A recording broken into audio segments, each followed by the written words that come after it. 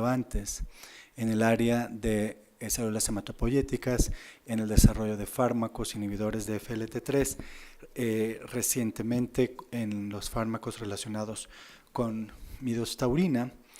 Y como todos nosotros sabemos, la midostaurina recientemente fue aprobada por la FDA para el tratamiento de pacientes con leucemia mieloide aguda y anormalidades de FLT3, así como en mastocitosis sistémica avanzada. Entonces, creo que vamos a tener la oportunidad de escuchar cuál es el sitio que ocupa actualmente este fármaco o esta serie de fármacos en el grupo de pacientes como el que nos presentaron hoy y cómo ha cambiado. Todos los que tenemos algunos años tratando personas con leucemia mieloide aguda, hemos escuchado a lo largo del tiempo cómo ha habido un desarrollo en los últimos al menos 12 o 15 años de inhibidores de FLT3 y había sido bastante difícil que pudieran posicionarse hasta este momento en donde, donde se ha descubierto que utilizarlos en pacientes con anormalidades de FLT3 y cariotipo normal en verdad hay una diferencia. Creo que vamos a tener una buena oportunidad de escuchar directamente los avances y los pormenores que a veces no están en las publicaciones con el uso de estos fármacos directamente, como les decía, de un médico e investigador experimentado en esta línea de investigación. Así es que es mi honor presentar en nombre de la Sociedad de la Agrupación Mexicana para el Estudio de la Hematología al Dr. Keith Prats. Thank you for inviting me up and here to speak today. I apologize in advance as my Spanish is quite poor, and I think this is a much better talk if I speak in English and try to explain this very evolving field. It's been something I've been working on for about 12 years now at Johns Hopkins with a good group of collaborators, and I think we're finally reaching a point now where we're impacting in a positive way patient care. So I just had a few disclosures. We do a number of clinical trials with FLT3 inhibitors, some of which I'll briefly mention here.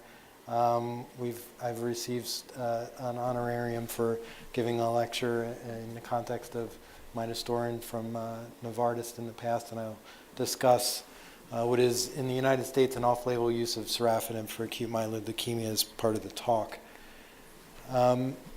You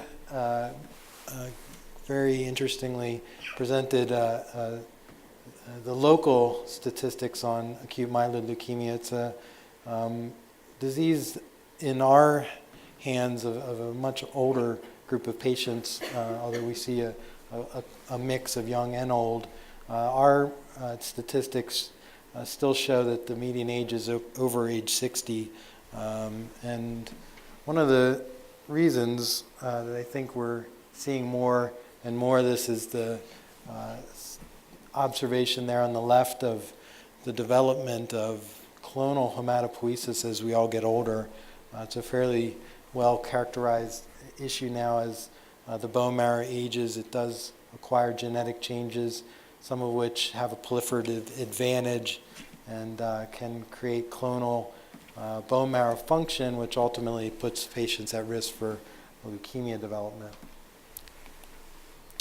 And as these diseases are something that are typically more common as we get older, it starts to become more and more difficult to treat these patients. We were briefly talking earlier about the induction mortality in this disease. It's still a real problem, even for the young patients here.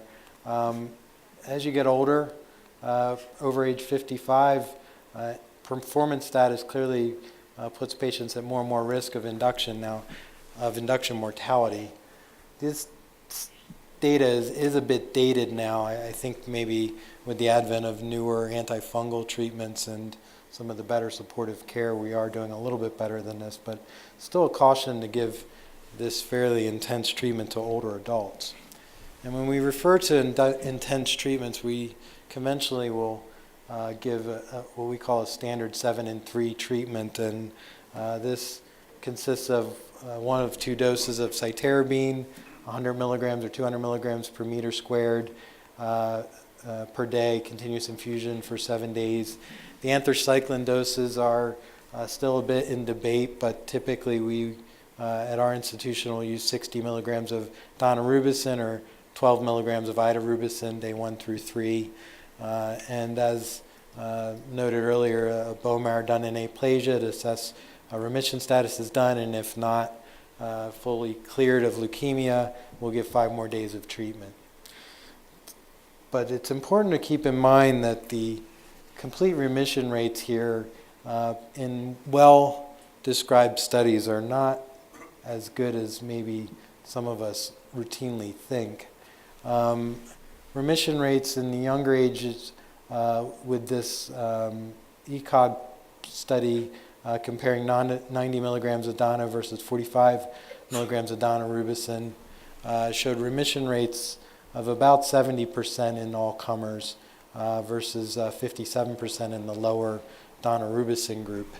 But this clearly is not the case as you get older, as the parallel study done in an older age 60 group only showed remission rates of 50 to 60%, but fairly poor 2-year survival. So there's a lot of work to be done in this older age group, but I would argue there's still a lot of work to be done in the younger age group, as no one's satisfied with an overall survival of 15 months. And the hope is that newer therapies, targeted therapies, which we're going to discuss here now, really will improve not only the remission rates, but the long-term survival, and ultimately that's really why we treat these patients.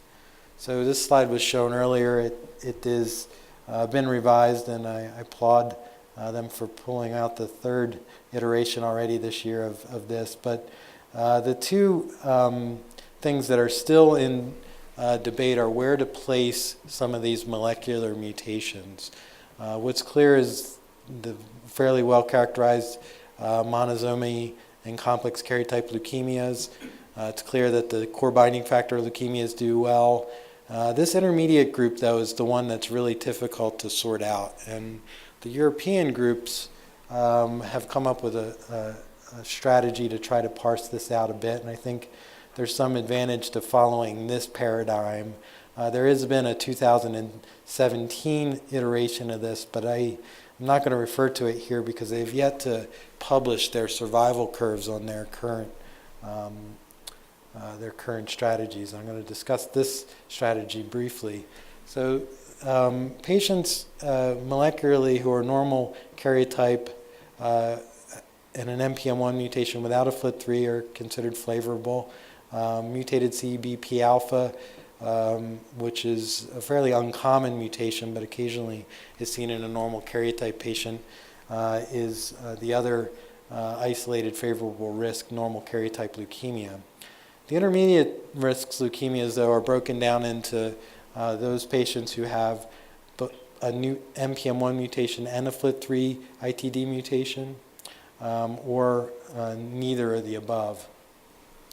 And patients who have a FLT3 ITD without an NPM1 mutation are also included in this intermediate risk category, which there's a lot of debate about this in some of the American populations, as our opinion is these patients still do not do well.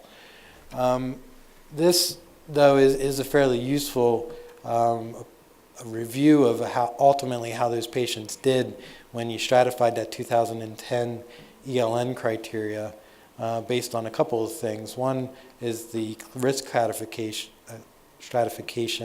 that was described on the previous slide, but also breaking it down by age. And in the underage group, 60s, it's clear that the risk stratification influences overall survival to a much greater degree than those patients who are over age 60. So in general, regardless of the risk criteria, unless you're a favorable risk leukemia in this over age 60 group, patients routinely are doing quite poorly with a 25 to 30% survival, even in the favorable risk group of patients.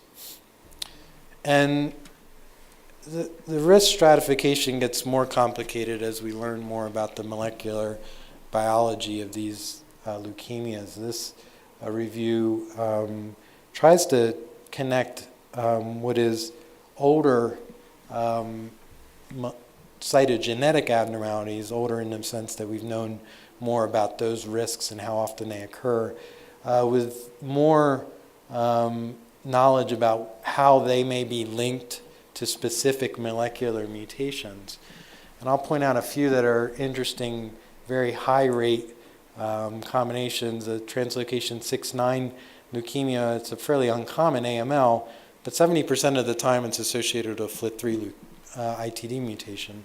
Likewise, translocation 511, when it's been described as 85% linked to a FLT3 mutation. So there's some things that you can hypothesize or guess about the molecular genetics of your leukemia when you know a bit about their karyotype. And as such, that may help to drive what we do beyond that. So talking beyond standard chemotherapy, we're really trying to target the leukemia more specifically and get away from gross cytotoxic chemotherapy, as I think we've tried a number of different approaches to intensify cytotoxic chemotherapy, and over the years haven't done much in the way of improving over 7+3 based treatments. But in my opinion, a good target is one that's specific to the malignant process, can be diagnosed or found in a clinical assay, is a uniform mutation in the clonal process. And